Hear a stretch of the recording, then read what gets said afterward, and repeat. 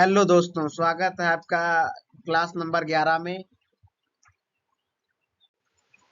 अगर इससे पहले आपने मेरे 10 टॉपिक नहीं देखे हैं तो आप प्ले लिस्ट में जाकर देख सकते हैं, जो कि बहुत ही अच्छे क्वेश्चन की सीरीज है। चलिए आइए देखते हैं। और इसमें आपको जो है भारतीय संविधान भाग 4 के राज्य के नीति निर्देशक तत्व यानी कि सेट 2 जो अनुच्छेद 43 से 51 तक कवर करेंगे। और पिछले 10 वर्षों के महत्वपूर्ण प्रश्न हैं जो आपके एग्जाम के लिए बहुत ही महत्वपूर्ण साबित होंगे। और इसमें जो है 43 51 उदारवादी और गांधीवादी सिद्धांत देखने को मिलेंगे, क्योंकि इससे पीछे पहले तुमने जो है सेट 1 में देखा समाजवादी सिद्धांत। ठीक है, तो चलिए इसमें 10 एमसीक्यूज होंगे और वन लाइनर व्याख्या होगी। वो व्याख्या आपके कई प्रश्न हल करने में सहायक होगी, क्योंकि इसमें बहुत सारे की पॉइंट्स दिए हुए हैं। चलिए आइए पहला प्रश्न देखते हैं। प्रश्न नंबर 1, समान नागरिक संहिता यूनिफॉर्म सिविल कोड जिसे यूसीसी कहते हैं का उल्लेख किस अनुच्छेद में है? ऑप्शन ए अनुच्छेद 42, बी अनुच्छेद 43, सी अनुच्छेद 44, डी अनुच्छेद 45। तो चलिए इसका सही उत्तर देखते हैं। आप लोग कमेंट में बताएं। सही उत्तर सी अनुच्छेद 44। इसको याद रखने की देसी ट्रिक है, जैसे हमने इसमें चढ़ा लिख भी दिया है पीपीटी में। 4 और 4 दोनों समान होते हैं, इक्वल होते हैं, तो इसीलिए इसे अनुच्छेद 44 यानी कि समान नागरिक संहिता की बात करता है।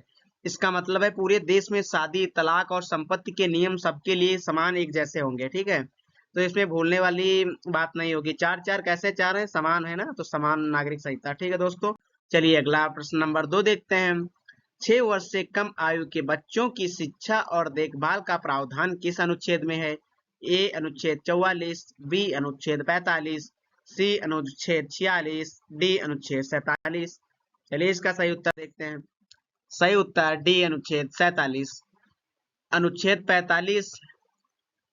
ठीक है, इसका सही उत्तर बी होगा अनुच्छेद 45। चलिए देखते हैं एक्सप्लेनेशन।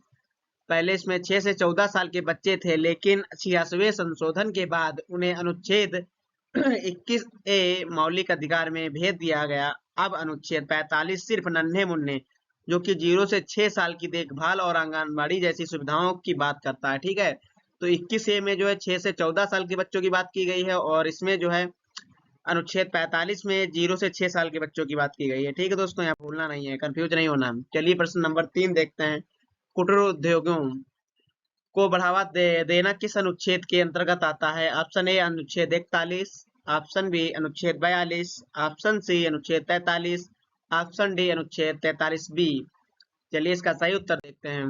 सही उत्तर सी अनुच्छेद 43। यह गांधीवादी विचारधारा है। सरकार ऐसी नीतियां बनाए जिससे गांव-गांव में छोटे उद्योग और चरखे जैसे काम बढ़े, ताकि सबको निर्वाह मजदूरी मिल सके। जैसे गांधी जी का सपना था कोई भी काम जो है वो ग्रामीण स्तर से शुरू होना चाहिए, इसीलिए इसे गांधीवादी सिद्धांत भी कहते हैं, जिसमें 43 44 45 आगे अनुच्छेद आते हैं।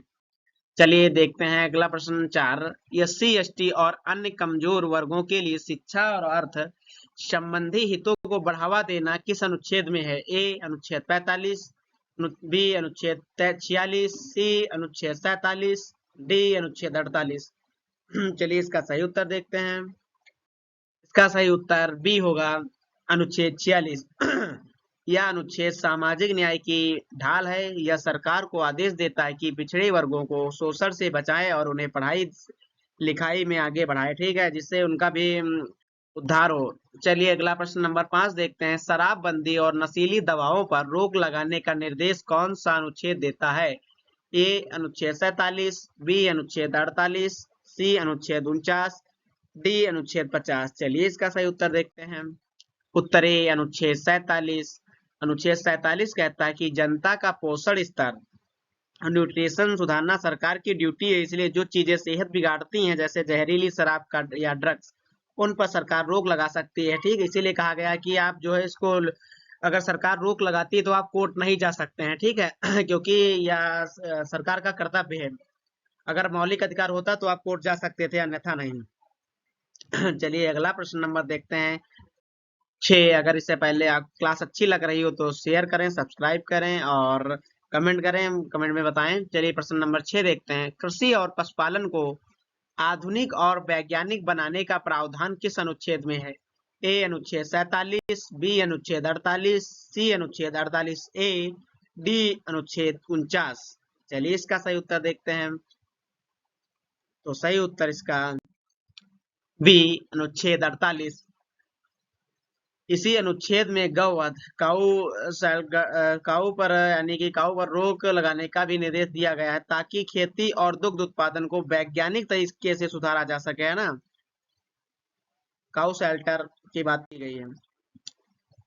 चलिए प्रश्न 7 पर देखते हैं। पर्यावरण का संरक्षण और वन्य जीवों की रक्षा किस अनुच्छेद के तहत जोड़ा गया है? ए अनुच्छेद 48, बी अनुच्छेद 48 ए, सी अनुच्छेद 49, डी अनुच्छेद 51। चलिए इसका सही उत्तर देखते हैं क्या होगा। तो इसका सही उत्तर बी अनुच्छेद 48 ए होगा। इसे 42वें संविधान संशोधन 1976 द्वारा जोड़ा गया।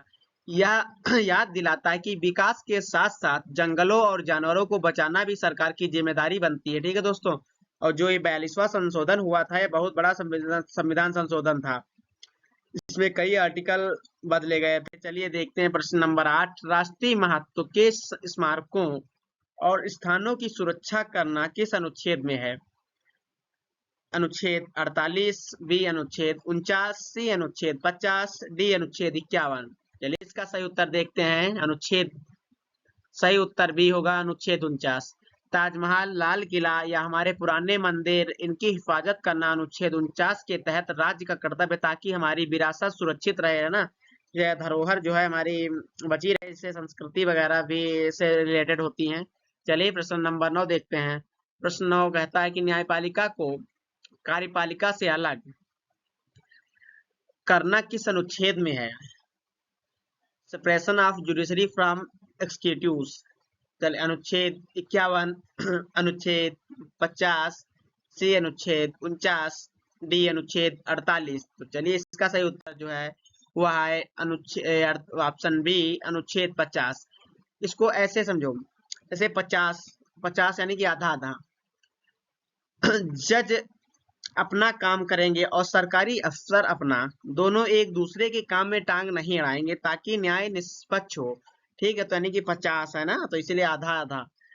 ठीक है भाई, 100 होता, 100 का आधा 50, ऐसे समझो तो इसको याद कर सकते हो। 50-50, 50-50। चलिए प्रश्न नंबर 10 और अंतिम प्रश्न है। अंतरराष्ट्रीय शांति और सुरक्षा को बढ़ावा देना किस अनुच्छेद में है? इंटरनेशनल पीस की बात की गई है। अनुच्छेद 50, बी अनुच्छेद 51, सी अनुच्छेद 51 ए, डी अनुच्छेद 36। इसका उत्तर सही जो है वह है ऑप्शन बी अनुच्छेद 51। यह भारत की विदेश नीति का आधार है। हम वसुधैव कुटुंबकम वाले लोग हैं, इसलिए अनुच्छेद 51 कहता है कि हम दुनिया में शांति बनाए रखेंगे और झगड़ों को बातचीत से सुलझाएंगे, है ना। हम किसी भी गुट में शामिल नहीं होंगे, है ना। हम गुटनिरपेक्ष ही रहना पसंद करेंगे और शांति बनाने की अपील करेंगे या प्रयास करेंगे। ठीक है दोस्तों, अगर क्लास अच्छी लग रही हो, ठीक है, अगर आपके एग्जाम में जो है महत्वपूर्ण साबित हो रही हो, तो हमारे चैनल को सब्सक्राइब करें, शेयर करें। जय हिंद दोस्तों, मिलते हैं नेक्स्ट एपिसोड में।